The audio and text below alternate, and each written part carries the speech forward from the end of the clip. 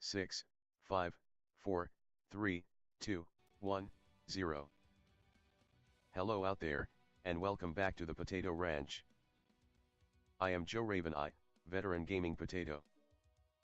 Today I want to talk about the concept of character classes in video games. This idea actually originated long before video games were invented, with tabletop games such as Dungeons and Dragons, and even as far back as antiquity. When heroic or godly archetypes were first developed to explore the heights and depths of the human psyche. At its core, this mechanic is a way to describe your character's profession and or role in battle. In the earliest editions of Dungeons and Dragons, there were 4 classes to choose from, not including those which evolved into races of beings rather than combat roles. Fighters are masters at arms and proficient in the use of armor, able to hold the front line against seemingly overwhelming numbers. Clerics primarily serve as healers, keeping the fighter alive and providing both boons for the party and additional support against undead monsters. Thieves or rogues are dexterous and cunning, able to spot and disarm traps, strike at weak points in enemy armor, and generally act as a force multiplier while the warrior attracts the enemy's attention. Finally, wizards tend to be physically weak but can dish out immense and diverse forms of damage.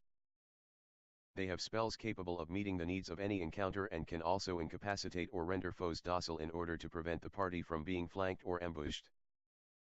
The concept of classes today is found predominantly in massively multiplayer role-playing games, where each class can perform one or more roles in an adventuring party or raid group.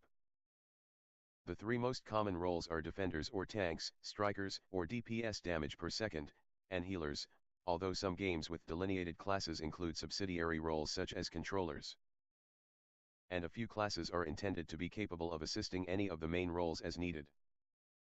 Bards and druids in EverQuest, rangers and warlocks in Neverwinter, and some of the Jedi and Sith subclasses in Star Wars: The Old Republic are all excellent examples of utility classes. Whenever you choose a class, it is helpful to think about how you want to play the game and go from there, but it can also be quite fun to pick a class with the intent of subverting expectations. For example, the warlock in Neverwinter is tougher than he would appear to people who are familiar with the role of the wizard. With the right set of skills and gear, you could turn your warlock into a surprisingly effective tank or healer. Although the warlock would never be equal to a fighter or cleric who knows what he is doing. Still, the value of a party member capable of assisting anyone who is being overwhelmed by the shifting tides of battle should not be too quickly overlooked. The concept of classes often translates well into other genres of video games. Notably, Battlefield achieves this type of party cohesion through classes attached to the kit you choose rather than your character itself. Thus, you can change your capabilities on the fly based on the current shape of the battle and whether you can hold a strategic point for long enough to receive a resupply package. Alternatively, you can pick up the gear of a fallen comrade or enemy in order to deal with immediate threats such as a tank assault or helicopter strafing run. Even in games with no clearly defined roles or classes, you may find it useful to work with your teammates before or during a mission to define roles based on loadouts and the required mission objectives. In Elite Dangerous, you can fly many different types of ships and use them for just about any job in the game. While some ships are more well suited to a given role, there is no restriction on what you can try to do in any ship you own, aside from module size constraints. In my time in space, I've used combat ships for trade, exploration, and mining to my great enjoyment. Despite their general lack of internal space for large cargo holds or comfortable utility during long expeditions into the unknown. In MechWarrior Online, I take delight in loading out my mechs counterintuitively in order to achieve a battlefield role not immediately apparent to most users of that particular chassis. In the displayed match, I used a Marauder 3R, which is usually fitted with a single massive gun in the right torso for maximum damage in bursts. However, I am particularly fond of the rotary autocannon, which sacrifices high burst damage for disruptive effects on the enemy. The successive rounds to an enemy cause his cockpit to shake, preventing him from achieving accurate return fire. The main drawbacks though are limited overall firing time, the need to continually face the enemy, and particularly for this variant of the Marauder, the need to put all of my main weapons in one component. Experienced pilots will immediately recognize this weakness and either target my right torso directly or call me out to their team.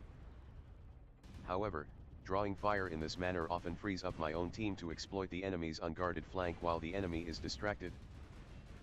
Admittedly, though, I often disregard the intended strengths and weaknesses of a character class in favor of creating a character with a more interesting story or background, even if the game does not focus on such non-combat details.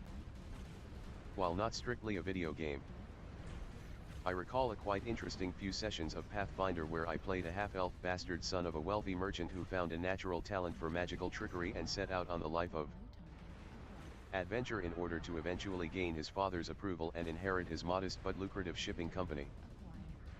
The class I chose was Sorcerer, which is functionally similar to a wizard, but with a smaller repertoire of spells and lacking the requirement to memorize particular spells in order to cast them. I only chose spells which do not harm their target because my character was raised amidst cunning nobles and merchants rather than rough warriors and rogues. Between my lack of armor and offensive magic, I seemed ineffective in combat at first glance. But I focused on using my magic to deceive enemies and turn them against each other so that my party could more easily defeat them.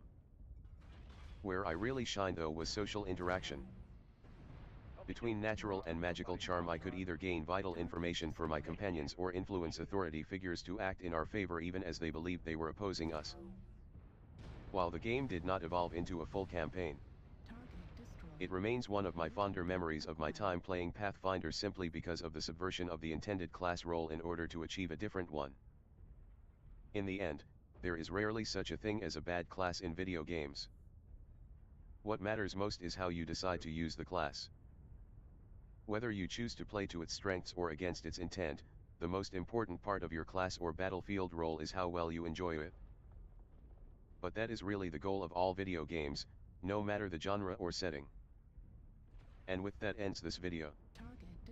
If you have any questions or suggestions on topics you would like covered in the future, feel free to comment down below. Goodbye until next time, gamers.